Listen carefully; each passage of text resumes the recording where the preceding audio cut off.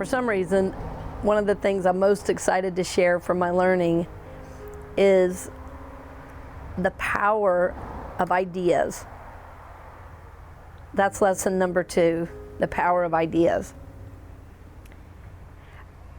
How I came to this lesson in clarity was I was talking to business people, business owners, managers, people who are hourly, earn hourly wage.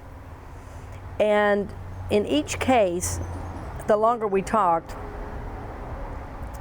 and in my own life, the longer I thought about it, I realized divine ideas are prosperity itself.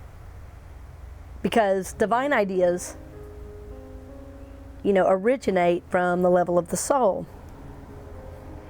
And they take you from where you are into a new possibility. So to get these new ideas, though, you have to have done number 1, which is don't get stuck where you are.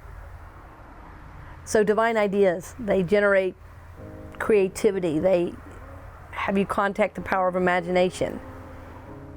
The power of ideas cannot be overstated because they take you beyond where you are into possibility.